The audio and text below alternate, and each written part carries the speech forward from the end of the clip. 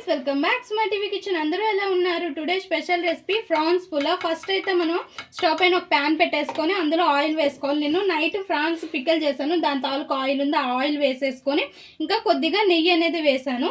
Oil బాగా fry అంటున్నాను, కొంచెం కాగినాక మనం మసాలా దినుసులన్నీ వేసుకోవాలి. బిర్యానీ మసాలాలు ఉన్నాయి కదా, అన్నీ కూడా వేసుకోవాలి.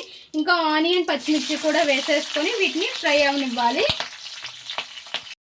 ఫ్రై అయినాక మనం ప్రాన్స్ అనేది వేసుకోవాలి. రొయ్యలు నీట్గా వాష్ చేసేసేయాలి. ఇందులో బ్లాక్గా నరాలు ఉంటాయి కదా, ఆ నారు లాంటివి కూడా తీసేసేయాలి. అవి ఉంటే చాలా ప్రాబ్లము, కొంతమంది ఉంచేస్తారు, అవి ఉంచకూడదు.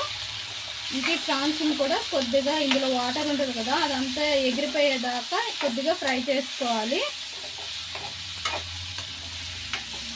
ప్రాన్స్ అనేవి అలా అయిపోయాయి కదా, ఇంకా అల్లం వెల్లుల్లి పేస్ట్ 1 టేబుల్ స్పూన్ వేసుకొని ఒక్కసారి కలుపుకుందాం.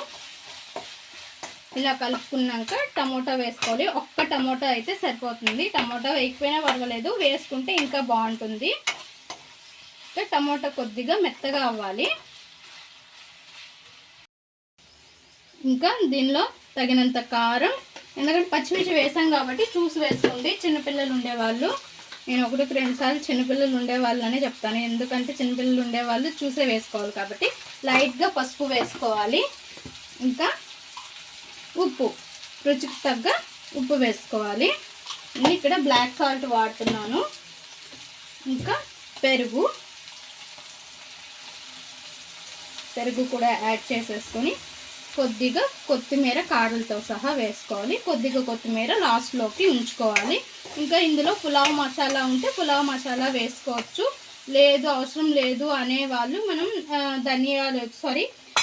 లవంగ మొగ్గ అండ్ కొద్దిగా ధనియాలు, ఆవాలు, నల్ల మిరియాలు ఇవన్నీ కూడా బాగా ఫ్రై చేసుకొని దంచి వేసుకోవచ్చు.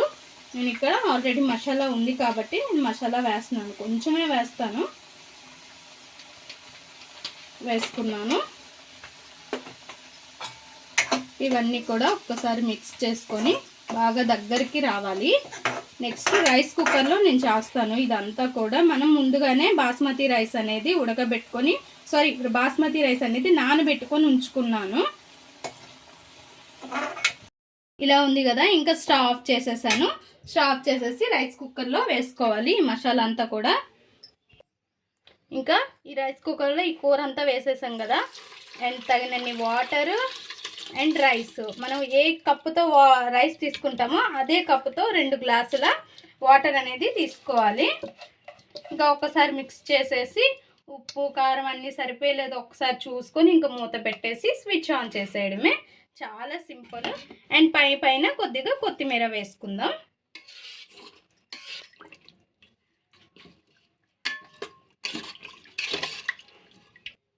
ఇంకా పైన కొత్తిమీరతో కొద్దిగా గార్నిష్ చేసేసుకొని మూత పెట్టేసి స్విచ్ ఆన్ చేద్దాం. అంతే, మన ఫ్రాన్స్ పులావ్ రెడీ అయిపోయింది ఫ్రెండ్స్, చాలా బాగా రెడీ అయిపోయింది. ఇంకా ఒక ప్లేట్లోకి సర్వ్ చేసుకుందాం. చూడండి ఎంత బాగుందో, అన్నం కూడా పలుకుగా ఉంది. మన రొయ్యల పులావు రెడీ. చాలా టేస్టీగా, యమ్మీగా, సూపర్ అంటే సూపర్గా ఉంటుంది. స్మెల్ వస్తుంది, అది ఇప్పుడే తినాలనిపిస్తుంది, అంత బాగుంటుంది.